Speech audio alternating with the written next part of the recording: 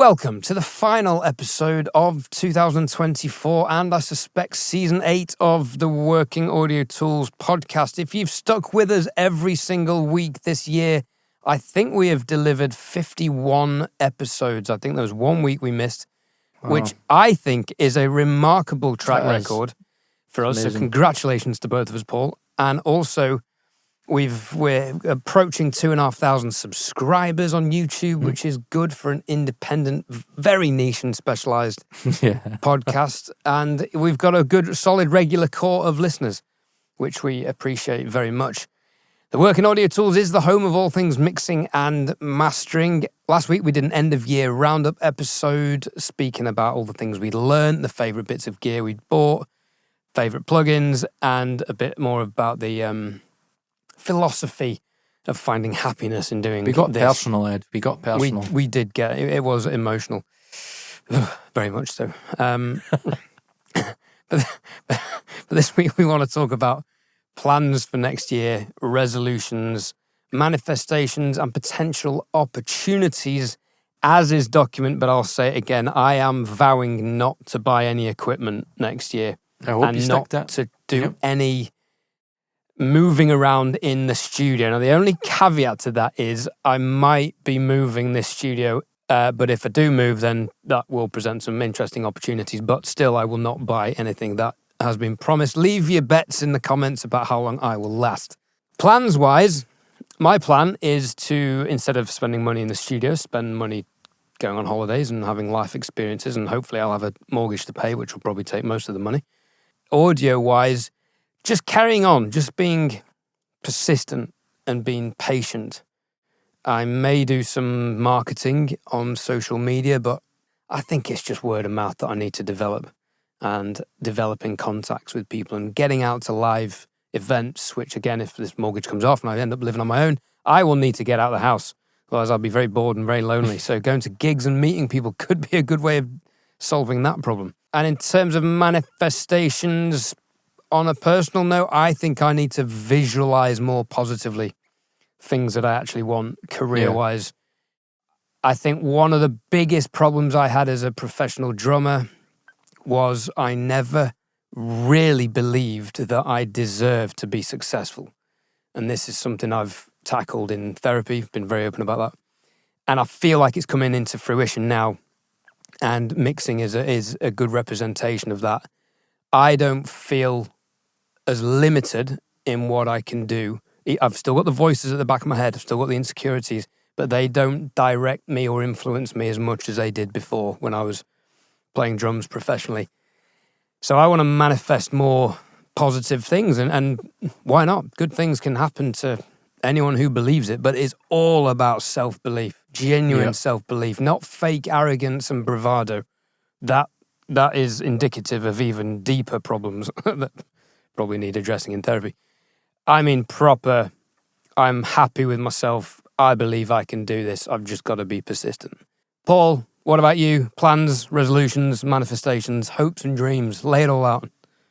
Very, very similar to yours. So I've got to go out and network, and I've got to make the studio work. So I've got to think locally, not as much globally, because my head's always been, think big. But for the first year of the studio, I need to be thinking about the bread and butter. So I need to be looking at artists. I need to be looking at artists, that are not only in my city, but maybe, Edinburgh, Glasgow, trying to find my vessel that Jason Joshua talks about a lot. And we spoke about on the podcast, trying to find vessels that I believe in, try and get them on board, work with them, and, try and branch out as much as I can and try and make as much money as I can, but in a way that works with my own morals and values. So there'll be many things I've been talking to Ed about, even to the point where even this week I uploaded what you would class as a Paul Third video.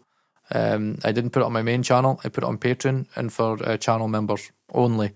It's basically a video doing what I used to do, where I'd take a plugin and I'd find exactly what I was doing, then I'd find a way how to do it with like free plugins or plugins that most people have. And instead of putting it on my main channel, I put it on the Patreon, because I thought, what?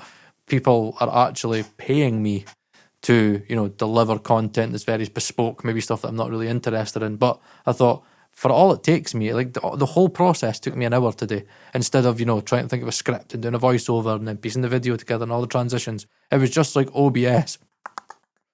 There you go, 5-minute video, stuck it up, and people will get all the value that they want from it. I said I didn't really want to do plugins, but there's people that want to pay me, to make videos like that, so that, they can get plugins that cost maybe 150 quid, essentially for free. And Even there's a good Patreon- marketing angle for you. Don't pay 150 quid for this plugin. I can teach you how to do it in a stock plugin for 5 quid or 10 and quid. more, and more. So the video I did this week, it was the SPL Big, the plugin Alliance released. Everybody knows that it's basically just a mid-side EQ, but I went into the weeds and how to actually get it to an audibly null. So, check it out if you want to. What's really good on Patreon, I was telling Ed earlier, is that you can now, if instead of subscribing to the Patreon, you can actually put a price on a post. So if there's a certain video that you feel that people may want just that one piece of content for, you can put a price on it. They buy it, they walk away. Just very transactional. And it's things like that, because I think I was saying to Ed that over the past 3 years, I've been really helpful to people, and it's why people keep coming back. But I sat back this year and realised, it's because I've got the business head on, sometimes I give away too much for free. And many people will be like, oh, here he goes, he's fucking trying to sell out. It's not sell out. It's just thinking that my time is valuable, and I've not been valuing my time. My time should be most valued for my wife and my kids and my career. I sometimes get really in the weeds, and there's times that I spend 45 minutes helping one random person on the internet out just to make a fucking buying decision. Just like, I got this, what do you think of that? Or what do you think of that? And I'll be like, okay, there's the specs on that, there's the stats on that, because I enjoy all that stuff. When really I'm like, I should be valuing my time, and I should be, and then that's the whole next year is going to be me trying to value my time and try and think of as many funnels as I can do things to stay away from what other YouTubers do, because I don't want to ever be that, the Sweetwater shill, or just the guy, girl, whatever, that goes out and just reviews any plugin that they can get fucking money for. I'll never ever want to be that person. I only ever want to get paid for things that I'm actually interested in, which is actually going to be less. Which brings me on to the next thing that I want, we were talking about last week, was the distraction thing. Me and Ed are practically done. We're very, very happy. I don't want to get bunged down by things. Yes, if I get Hifiman Headphones, yes. Can we be more specific about practically done with what? Done with life? Done with mixing? done with buying more audio gear. equipment. Right, yeah, buying more gear, audio equipment. In the end, I've got fucking more than what I need. And for next year, my plan is to just huckle down and just Huckle down? That's Scottish, isn't it? Yeah, it's a Scottish term. But huckle down, and learn every single piece of monitoring that I've got to a T, so I can more finely hone exactly what I get out of them and squeeze every level, every tiny bit of translation that I can get. I want my mixes to be the best I've ever done next year. I want to be consistent. I want to do more multi-tracks. And me and Ed were talking about this, and I said, yeah, we're going to get more multi-tracks done. I'm going to get this Roses multi-track done. I've still, And what happened still not to fucking that done it. I know. This episode is sponsored by Sonable. Sonable is a plugin company that makes some of the best smart intelligent plugins on the market, and this week they want us to discuss their new offering to the audio community, which is Prime Vocal, the intelligent vocal enhancer. Prime Vocal lets you achieve studio quality vocals regardless of your recording environment. It's available as a standalone software and ARA plugin, which is currently beta. Prime Vocal is packed with features that will transform demo sketches or vocals recorded under less than ideal circumstances into commercial standard audio ready for mixing. In regards to more detail about each feature of the plugin, we will go into that in another segment of this podcast episode. Next year, I just want to focus on working. I want to focus on clients, networking, and being the best that I can be with the tools that I have, and being happy that the tools that I have are enough. Yeah, there'll be the odd thing where I might not be happy with something, and something's maybe not working the way I want it, and I'll replace it. But it's only if it meets the needs of the business and my career. And I think I need to focus on my career and not trying to, be a martyr and help fucking everybody on the internet. I mean, I'm willing to help you, but I just need to value my time. So I'd say next year, 1, value my time more. 2, mix more. 3, devote more time to networking with, potential clients and just fucking work. Just focus on working. Less gear, more work. Yep, I think that's a good approach moving forward. And it's interesting what you touched on about people reaching out to you and asking you stuff. What a lot of people listening probably won't realize is the volume of messages we get. So much, man, so much. Even if it's YouTube comments, Instagram, DMs, emails, we get asked a lot of stuff. And I battle with this. I think you get more of it than I do.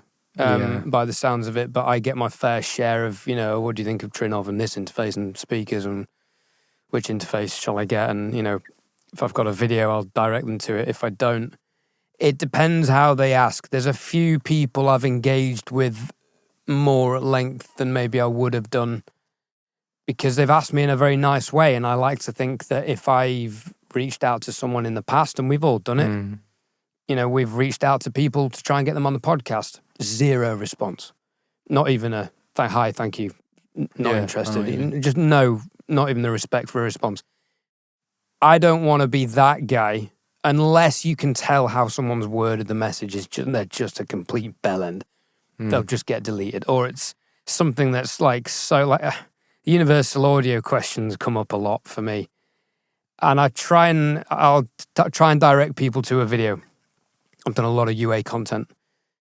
If I can't, if it's something as simple as, can I use third-party plugins, on a Unison preamp, it's like, I cannot be bothered telling another person no. Yeah. It's like, you need to go and figure that out for yourself because that's quite basic. So there's some intolerance towards it, but, after 5 years of getting the same questions, I think you'd be forgiven for being like, okay, people just need to do their own research. But then I also think, fair play, because by asking me, they are doing their research, and I'm very much an advocate. If you don't ask, you don't get. Yeah, I'm the same, yeah. I'm always a bit tired, but like I said, it comes back to how you approach me.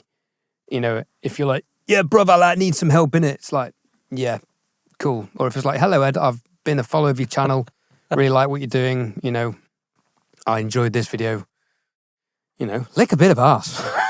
Yeah, I know. Honestly, see, so he gets that. I'll tell you what I get all the time, and it kills me because I'm like, it's in a pinned comment somewhere, but it's because I didn't think I need to tell people, and it's on the headphone videos that I do. The amount of times I get the same comment: where do I put the Harman curve? Where do I put it in the plug-in chain? You put it at the end, and even still, I'm like I had conversations with people, and they're like, yeah, but that's going to affect the limiter. I mean, that's why you put it at the fucking end of the limiter. Yeah, but it's going to be louder and it's going to clip. That's why you level fucking match. Oh, God's sake. And stuff like that I get frustrated with because, I forget that I have to be very careful how I word this. I've got to be very mindful that some people might not pick up things as quickly as maybe you or I would, right? It's probably the best way of saying it without being an absolute cunt. But... I just basically not everyone's autistic, Paul, so other people have a harder time. Not everybody's as analytical as I am. But no, but that's the same as me though. I've very much this year had to understand that not everyone thinks the same way as I do or can problem solve as quickly. DistroKid sponsor the Working Audio Tools podcast, and you can get 30% off your first year's subscription using the VIP link in the YouTube video description and podcast show notes. DistroKid makes distribution of your music easy with unlimited uploads, and you get to keep 100% of your royalties and earnings. Join over 1 million artists who rely on DistroKid to get their music into Spotify, Apple Music, YouTube Music, TikTok, Tidal, Instagram, and all other streaming platforms now and in the future. The new DistroKid app is available on iOS. Go and download it from the App Store now. From here, you can upload new releases. You can see your DistroKid earnings and withdraw these earnings. You can view and share your hyperfollow links. You can check your streaming statistics from Spotify and Apple, and even add and edit lyrics and song titles.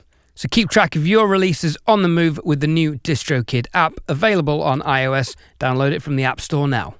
And that's also kind of made me rethink YouTube as well. So next year, my YouTube isn't going to be as much as it has been. I kind of was doing fortnightly and I was getting back into weekly because I was kind of needing the money a little bit more. But I am thinking that, I want my YouTube channel to still revolve more around my journey, which is kind of what I've been doing, but then I got distracted with the things that I wanted, the toppings and the Hifimans and the headphone reviews and stuff, speaker reviews, and all the things I've got. But next year I want everything to be focused around mixing. I want everything to be focused around me working in this. I kind of want my YouTube channel to be a little bit like Recording Studio Loser and like Nicholas from Panorama Mastering. And kind of maybe doing a Paul Third approach to that. Like, here's an issue that I had this week. I had a client and something went wrong, and here's how Paul Third's autistic little rabbit hole brain, and this is what I figured out this week. That's the kind of things that I would like to do and share my journey more. Things like that. Yeah. Instead of just making review content. Because review content is just it's good when you want stuff. But when you're at a point like us where we do feel we've got everything that we genuinely do need. Completed it, mate.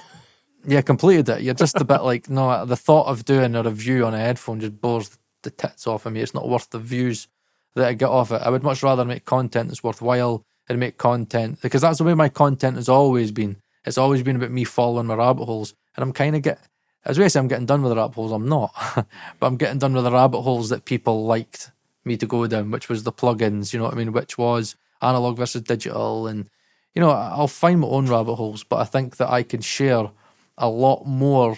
I think me and you both can share a lot more in this podcast and on our own channels, more about, based on how we try and make this a career, which is what this podcast was always going to be. And I think that we've got a really, really good opportunity in the next couple of years to really force ourselves, into a really good, solid, full-time career. Like, I was speaking to Turan Medina, who we had on the podcast, I think it was this year, and we were speaking because he just got the the D90 Discreet. Even Latin Grammy winners see Paul Third's content as like, bastard. So he went and got it, said he loves it. And I said to him about, how long you working up to Christmas, you kind of easing down now. And he's like, no, bro, I'm waiting to start a new album. I was like, Jesus, really? He's like, yeah. I was like, oh, but, you working all the way up to Christmas Eve? It's like, yeah, I'm working Christmas Eve, bro, like non-stop. And I'm like, where? That is kind of, and I shouldn't say that is the goal, because I always think about, family time, but, to be in this industry, that's the level of dedication you need to be. When the work comes in, as we've spoke about it before, you either do it or you don't. And that's genuinely the difference between how you succeed in the industry and how you don't. If you don't do the work, somebody else will. And that might be your chance. That might be a good shot that you get with a potential client. Yeah, that was definitely a message that came out of that episode with Tora, wasn't it? But then it's great to hear that there is that much work on that level. That's encouraging. I think, just touching on my own YouTube channel, for a while I've tried to, it was kind of conscious, make it an extension of the podcast in terms of I'm documenting my journey. It just so happens that that hasn't translated to, very successful videos. But then the things I've been talking about, regarding speaker design and room acoustics and tying them in with reviews of products that I've been doing, it's so niche. And, the YouTube algorithm is a tricky beast to manage. So I'm just going to do the same. I'm not going to do anything for the sake of making money on it. Probably won't do another microphone review because they just tank. Won't do another speaker review in this room, like I've said. But hopefully I'll be busy and YouTube will be on the back burner. The podcast will be prioritised. Yeah, because I think we do, as a community, we do need to get more into that, studio recording loser things. Like, you always go back to Jeremy, because I've noticed he has done a lot more review content now, but he still has that element that I enjoy with his channel, where I feel like it's getting a glimpse into somebody's working week. And I really, really enjoy that, because that's what I want to do.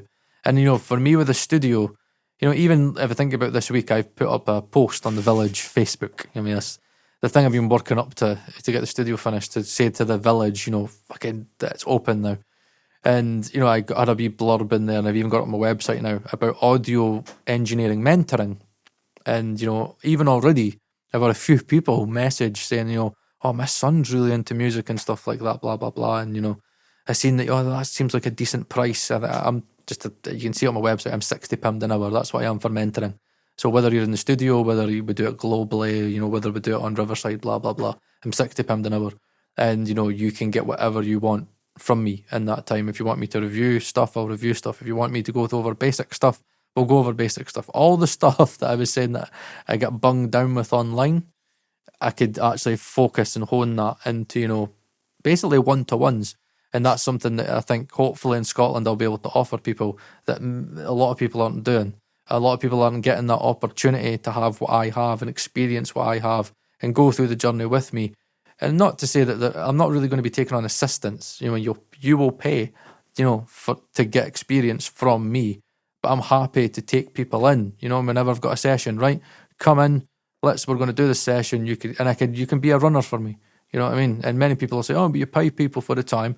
I agree that. But if the reason you're coming to me is for the experience and you're happy to pay, you know, me to take time with you and to go over things that, you know, I've taken years, you know, to get right, then I'm happy to offer that. And that's, you know, the way that I want to keep this whole journey going, that the journey is an educational, you know, journey.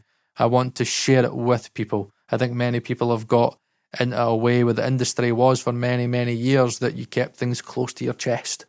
And that's the reason why you had the gatekeeping. That's the reason why, you know, many people didn't know certain things.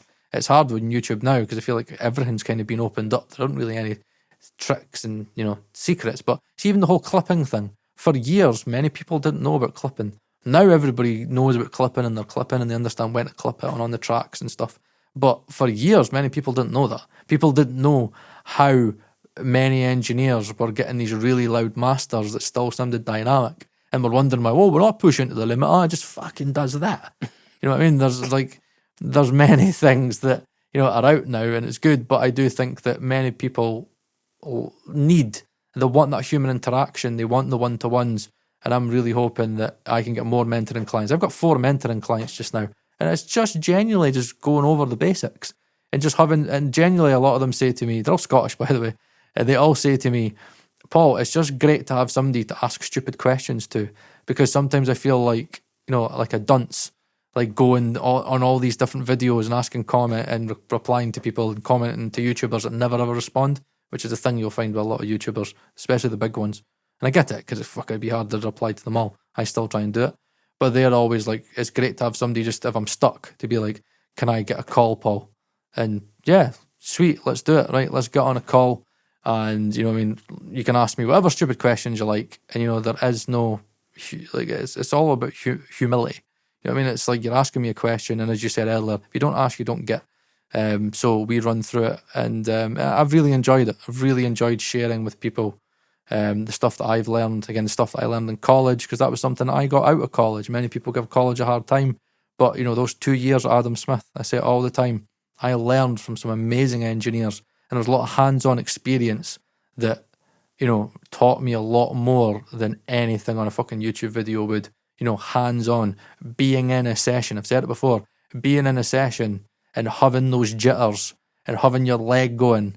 And you know what I mean? When you've got a band in the fucking room and you're working with a setup that you're not entirely sure about, and you've got to make it work, and you're on the clock and you get those jitters and you've got to move, and, you know, something goes wrong, and feeling that, you know, that feeling of like, fuck, I want to leave. I want the ground to swallow me up, and this never happened. Yeah, those are experiences. That's live sound. Yeah, totally. You know what I mean? Think about the amount of stuff that you've earned. Probably with a new PA system, probably with new musicians, different acoustics every night. Yeah, that's a training ground for Big stress time, management. And hopefully I can offer some of that. I completed it and realised I didn't like it. But yeah, hopefully I could, you know, give some of that experience. And again, that's something that Ed can do as well. Something that we can all do. I'm in a very fortunate position that I have this big studio, and I am in Scotland, in a place where it is very easy to get. You know, I'm in the middle of everything. It's like from Aberdeen it's an hour, from Glasgow it's an hour and a half, Edinburgh it's like an hour. So I'm kind of in a really good spot where I understand, and for many people that are in America and, you know, places in, you know, the UK, it's, you know, a lot of people are working in their houses and stuff, you know what I mean? It's not really a good place to have people kind of coming in, and I'm fortunate that I've got this in a really good area where, you know, people can travel to me. But yeah, that's kind of what my plans are, is to, make this work. I need to make the studio work. It's not a want, I need to make the studio work, because I didn't work my arse off for over 10 years for this to fail. I'm very fortunate that I've got, the YouTube side. I'm very fortunate that I've got the tools at my disposal. I've got the people at my disposal. You know what I mean? I've got Ed, I've got everybody that we've had interviewed. I could genuinely just pick up my phone and they will reply back to me at some point. Yeah. We're so fortunate. So yeah, my plan is just to make this work and to be better, to get better. And hopefully when we do all the mixed multi-tracks, I promise next year it'll be full of mixed multi-tracks. I'll be full of them. Me and him will be working constantly. Remember, this is the accountability video. I know, 100%. I know, bring me back to this. And hopefully every single one that we do will just be me and him going, yeah, 2 fucking great mixes, eh? Yeah, there's some subjective differences, but yeah, 2 fucking great mixes. And we'll get to the point where we'll just be like, yeah, that's what I expect. That's what I expect from you. That's what I expect from you. And we get to a point where we end up getting bored. Or hopefully we get to the point where we're too busy to be doing mixed multi-tracks because we're fucking working for clients. That's the end game. That would be nice. Me and Ed don't do this YouTube channel, just for the sake of it. We do this because we are on a journey and we have a purpose. We have an end goal, and that end goal is to be full time in this. This podcast isn't going to last forever. It's not, because again, the journey is going to get to a point, hopefully, where me and him are like, yeah, we might be able to do this Monday night. I can't. I've got a session. Or I can't. I'm prepping for this and that. I've got to do that and that. It's the end. It's the end goal. It's the end result. And I'd like to think that everybody watching this podcast would be happy for the podcast to be at an end, because it'd be like, Paul and Ed have done it. They've made it. Completed audio. We completed audio. It's impossible to complete audio. Even like, I'd say Spike and Serbin. I'd say Spike and Serbin completed audio. I'd say like they're like one of the few that have. But to me, just to fucking be able to do this full time, I generally just want to be in a place where I can jack in my job. I can just jack in the college job and just be a full-time engineer. But I need to spread my wings as well. So I'm going to network hard. I'm going to try and get some film work, which I'm nervous about because I've never done it before. But, I know that I've got the Atmos room and I need to make, more opportunity. I need to create more opportunities for myself. I need to go to more gigs. I need to be more open with networking. I need to TV get past work as well. There must be TV work as well. Totally. Yeah. I've not even thought about that. I need to get in. And the thing about it, Ed, like, we've got so many contacts. I could easily just phone somebody up and be like, right, do you know a contact in such and such? No, I don't, but I know such and such it does. I would find people that would probably get me work, but I'm not going out of my way to do it. You don't get. Correct. And I'm so used to people coming to me. This is something that people don't realise about me, is that I've been so fortunate in my life that people just tend to come to me, and I've been so used to that like, people do want to take you under their wing and nurture you. It's weird. There's like a distinct bird, I know. Yeah, there's a distinct difference between you and I. People leave me to it. It's like I'm so independent. People are like, oh, he doesn't need any. He's all right. He doesn't need any help. Whereas with you, they're like, oh, Paul, you're so cute. Let's push you in the right direction. And you're like, fucking, that's shite. Fuck this. Let's push you in this direction, Paul. It'll be really helpful. I know what? I remember at the start, I was like, fuck you. Fuck it, I'm not doing that. But over time, I've built these relationships. Even just the fact that, fucking hell, Tura Medina, like Tura won another Latin Grammy. He won another fucking Latin Grammy. And then there he is messaging me going, like showing me photos of his topping, being like, bro, yeah, bang on, spot on. And I don't utilise them enough, because I always get this thing where I feel like I'm bothering them. Because look, if I get pestered, like, again, you speak to guys like MSM, fucking hell, he just gets pestered constantly with DMs. Yeah. Bro, and when you're with him, his phone goes off like that. Constantly. Whether it's messages, phone calls, it's constant. Yeah, so it's like, I'm always very, it's funny because top at the top. I know, because it's funny because I get wary of doing that, and then when I speak to them, they've been like, bro, you've not spoken to me in like 3 months, what the fuck's going on? And I'm like, oh no, but I always get the feeling like I don't want to bother them. And they're like, see, when it's me, they're like, no, I got in contact with you, remember? Like, I opened the door for you. And I'm like, the irony is you bother me every day. Yep, because I got somebody I can bother.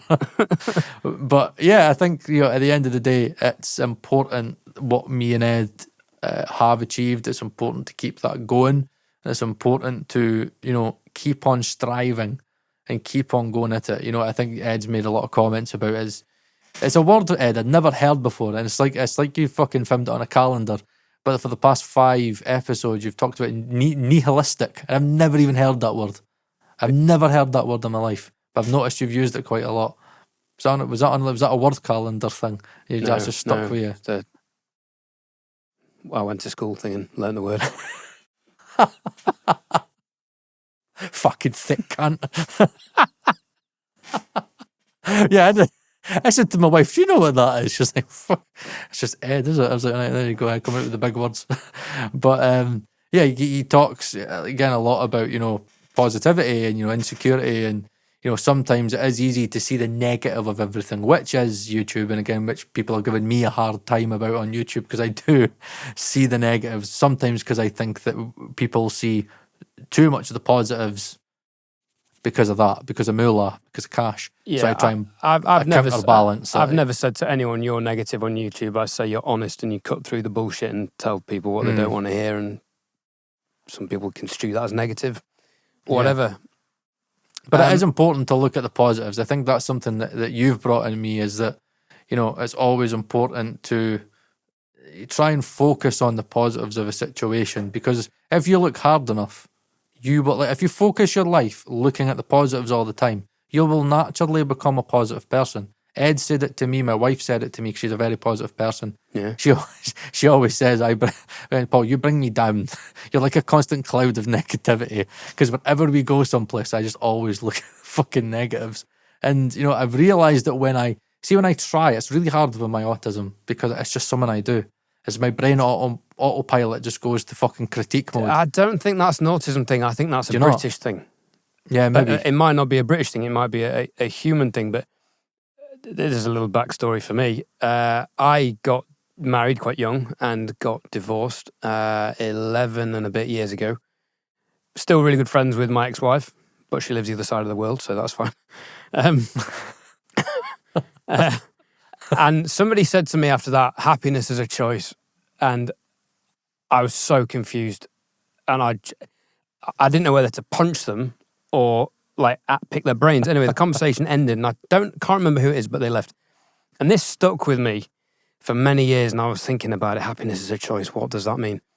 And I always remembered this friend of mine who's a drummer, Emily Dolan Davies, who is this incredible, I mean, she's a wonderful musician, but incredibly, insatiably positive person. And when I met her, I thought, oh God, she's so fake. Nobody's that positive all the time.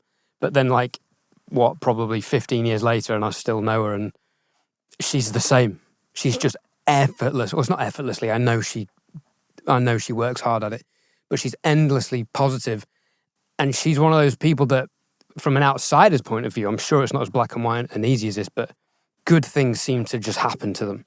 And you're like, there's a correlation there. And it is all about manifesting and putting out the vibe.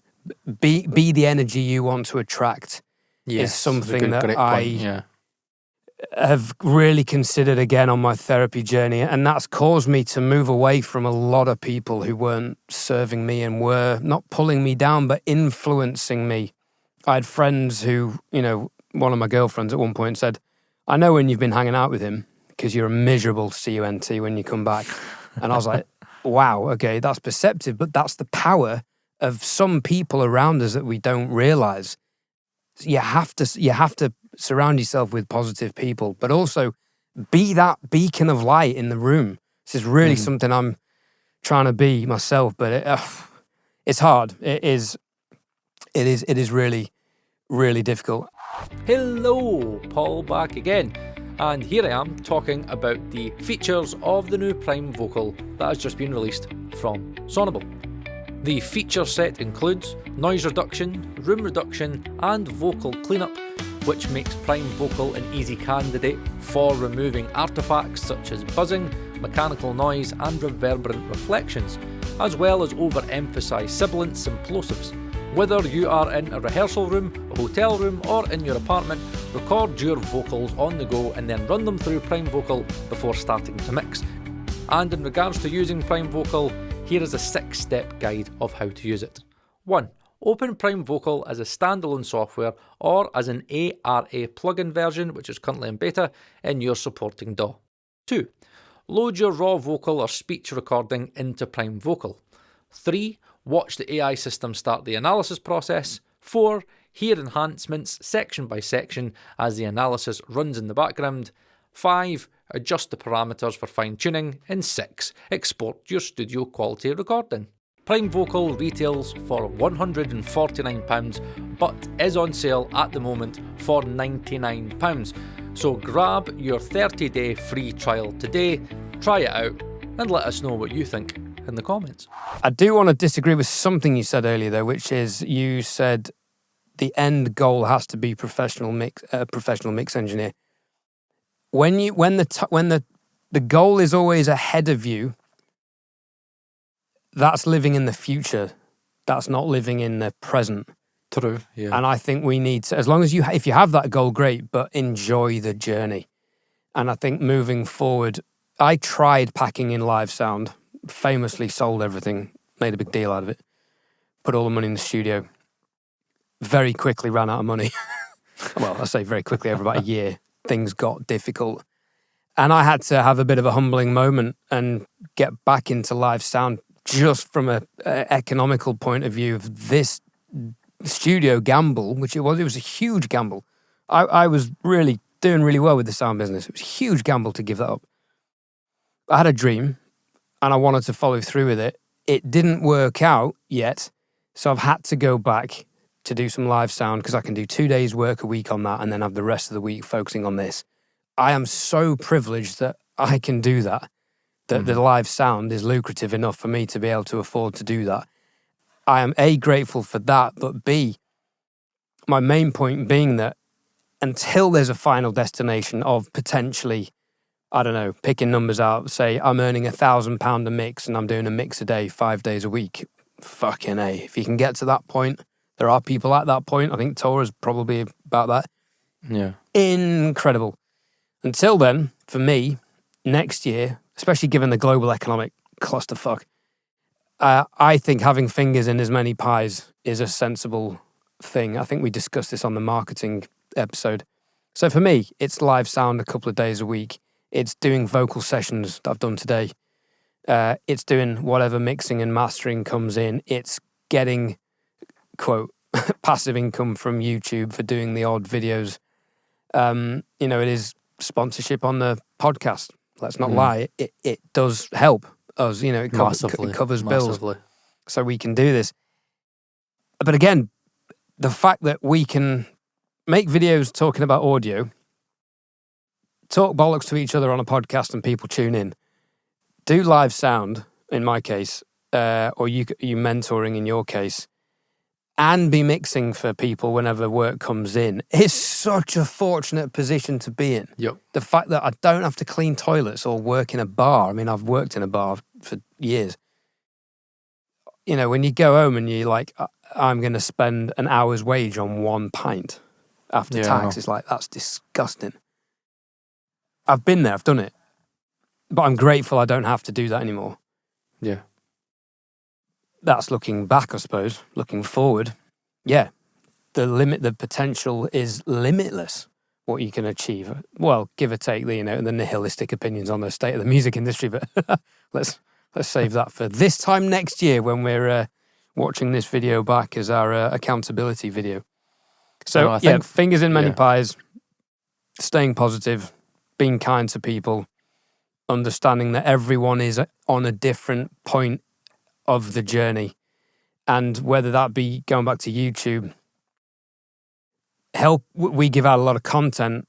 For some people it's helpful and I'm happy to help people who reach out to me, but also people do need to be conscientious. And I think the thing that bothers you is the people who are lazy and just want a quick bit of information versus the ones that are conscientious and actually going out and doing their own research.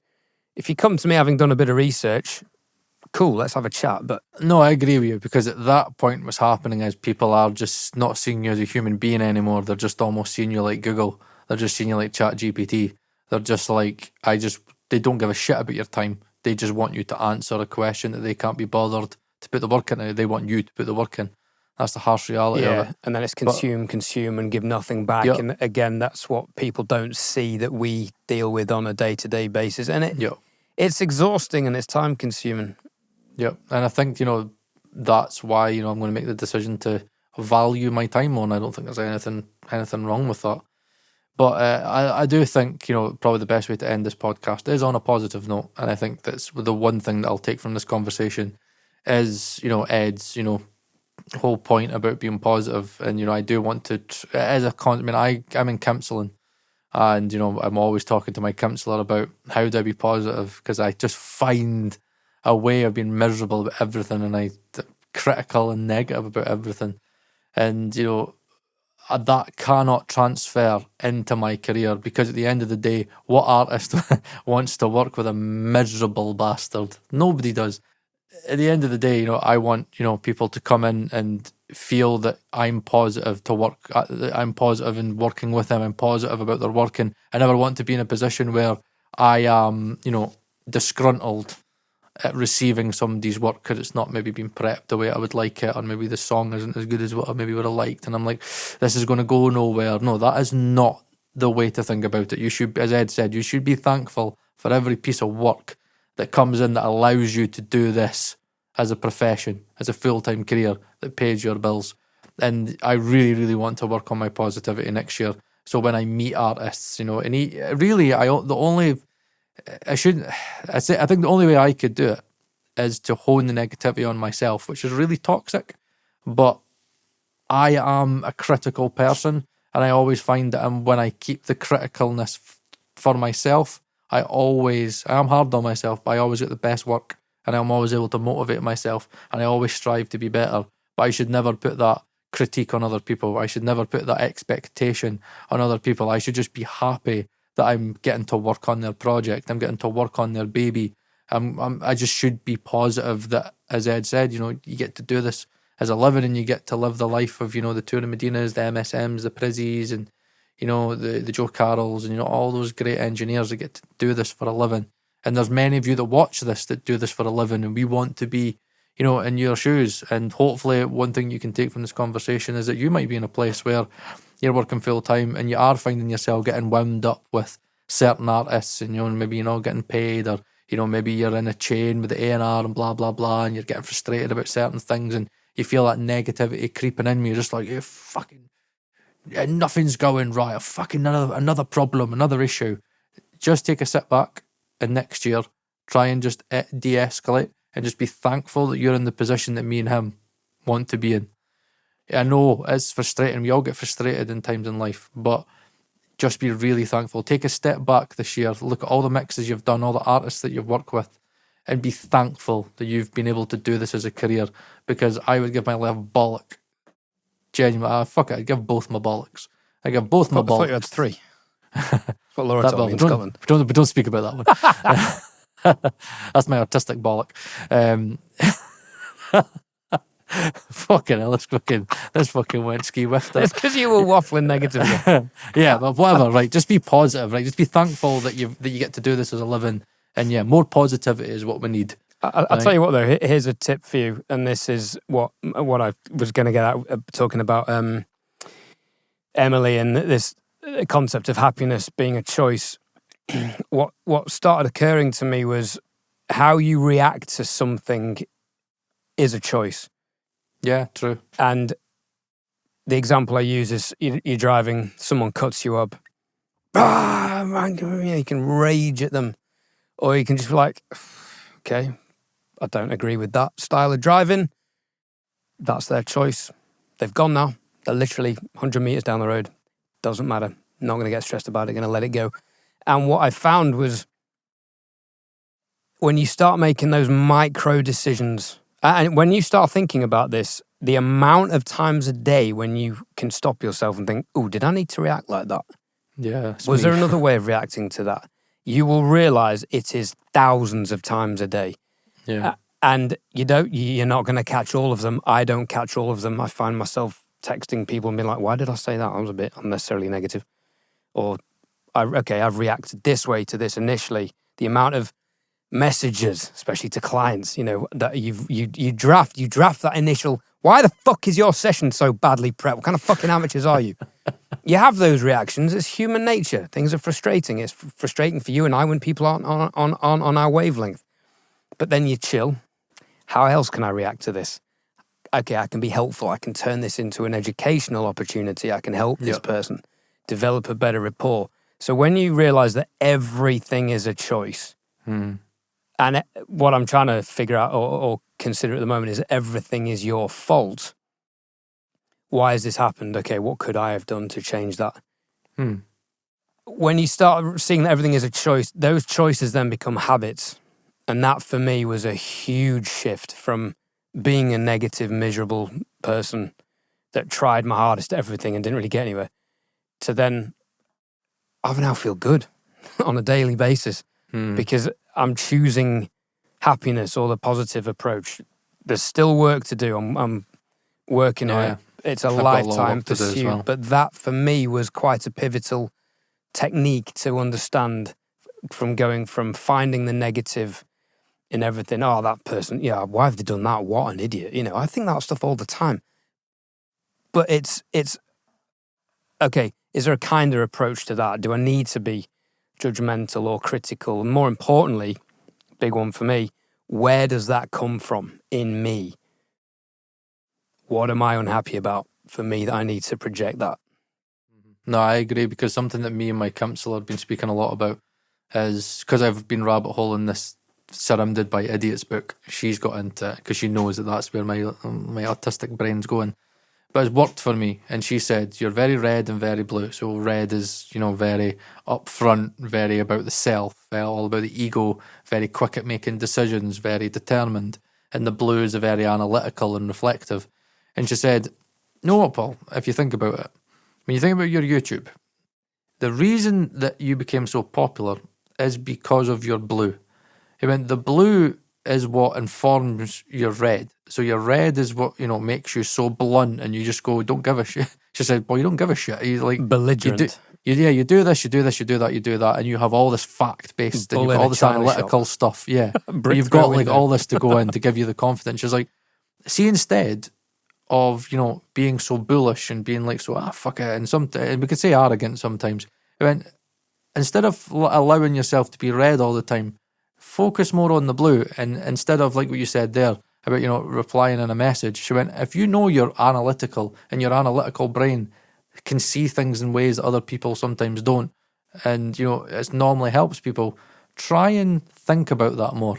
So when you get frustrated, think, right, I'm waiting if I can go off here and get annoyed and go, right, instead of them being the reason why you're feeling this way, sit back and think, right, how can my blue brain, how can my analytical brain help this situation? And then, Paul, what you'll find is, hopefully, is something she wants me to work on next year, is that when you think of, being less red and more blue, you'll find that people are more calm towards you. You'll find that people are more engaging with you because your bluntness works because your humour. My bluntness people can find very funny, and I get away with it because I'm a cheeky chap. But it doesn't work with everybody, and there are times that I can get very frustrated and very very in my head and very much like it's got to be this way, and I freak out and I melt down. Well, there's times where, as Ed said, every situation could be a choice for a learning opportunity, where if we know that we've got that ability to be able to self-reflect and analyse, because something I found about this book was that me and Ed are definitely blue. He's definitely blue, I'm definitely blue. We're very analytical and very reflective. So that's a trait, that's a really good skill to have. And it's a trait and skill that, not many other people have. And I think that they seek that in others, which is why we get so many DMs, because, we have that analytical nature where we can pick up knowledge, and we can pick up knowledge very fast. Me and Ed can pick up things incredibly fast, especially when the two of us are together. We'll be like, and bang, be like, never even would have thought of that. And then we get to the people that are the knowledgeable ones, and they're like, I don't know how to answer that. And we're like, yeah, me and Ed, the dirty dozen. But I think, what hopefully me and Ed could be next year is just better versions of ourselves, people that, aren't winding other people up or, due to our own frustrations. I could do better on the internet, as I said, I think last week and maybe in this episode about, being a little bit kinder to people online, realising that, many people have different budgets and stuff like that, and just trying to be more positive and understanding and realising that there's a choice to be made. So the red pill or the blue pill. The red pill's always going to end up in an argument normally, where the blue pill might be the thing that actually gets more people on your side and, allows you to educate more people, and then it allows you to build the friendships, and then all of a sudden more people want to work with you. So we'll see how that goes. Paul Third being positive next year. Never fucking Whilst thought I would also sit down having in the life. confidence and belief in your own self-worth that you can and deserve to instigate boundaries with people and mentalities and bad energy. Which is where the red comes in. That's what my counsellor said. She was like, it's about knowing when to be red and when to be blue. Because she's like, your brain right now doesn't know, Paul. You just go, you just let your feelings go when you don't know if you're going to be blue or red. Normally, I'm like, I'm blue first and then I'm red. And I'm like, fuck you. I found this out. You're wrong. And no, I need to stop it. I just need to stop being like that and realising, like as you were saying there, there's a time to set a boundary. There's a time to be decisive. Which is a very good thing to have. I'm very fortunate that I don't have that self-doubt as much. I can make big decisions quick. I don't really have much fear in certain parts of my life. I can make fucking decisions. Yeah, and I'm so much better on that front, more decisive than I used to be. Yeah, and it's a big thing. I'm not to sure. have. Hang on, let me think. But yeah, so that's kind of what me and Ed are, thinking about next year. Share down below. Comment down below of some of the resolutions that you have for next year, and kind of think. I want the comments to be more about self-reflection. I don't give a shit about what you plan on buying next year. I want you to think about, how could I be a better person next year? What is it that you've identified in yourself that, yeah, you know what, that was kind of, maybe I fucked off that client, or I kind of burnt a bridge there. What could you do? Or what have you learned? If you've been in therapy or counselling, what have you learned that maybe you've actually went through you've had a breakthrough year this year, and you've just found that you've had all these learnings, and you're finding yourself, in a better positive space. Let's leave the year with positivity, and yeah, let's leave it at that. This got very off audio for a long time. Paul Third does that. I think one thing for me is this year's been inextricably linked between my personal journey and my audio journey. And I feel everything's coming together very, very nicely. Hey there, Ed here. You may recognise my voice from doing all the other DroKid advert segments. This time I didn't want to just do a typical advert talking about stuff to do with DroKid. I actually wanted to give you my feedback about the service, because I genuinely do use DroKid for uploading my music. And I know Paul does, and it turns out Dan Worrell does as well. I've used DroKid since 2019. As you can see on the screen, I have 6 releases so far. It is genuinely super easy to use. The tracks get into Spotify within 24 hours, which is remarkable. Apple Music takes a little bit longer. I'd suggest giving that 10 to 14 days. The hyperfollow links are really useful for advanced promotion of your tracks, and the promo cards are really great visual aids for social media promotion. Ooh, I particularly like that one. DroKid collect all the royalties from your streaming services, and here you can find an itemized breakdown of where all your income has come from. There's also a DroKid referral, where you can save your friends $10 per sign-up by creating your own VIP referral link. Takeaways from this would be fingers in as many pies economically until your preferred sources of income can take over the things that you don't want to do so much. I'd love to sit in a room and just mix and master and faff around with audio gear and not necessarily be on site doing live sound, but I still enjoy it, so if I need to do that, great. Winning. Think positively and dream big. Manifest. Yep. And believe in yourself. That's my biggest goal. And yeah, there we have it. Positive note, right? I have all the faith that he's going to do well next year. He has all the faith that I'm going to do well next year. And we both have all the faith in the world that you watching this are going to have a great year next year, and you're going to smash it. So, on that positive note, I'm Paul Third. That's Ed Thorne. It's been emotional. Have a great end to the year. We hope you have a good start to next year as well. And yeah, we'll see you when we see you next year. Bye.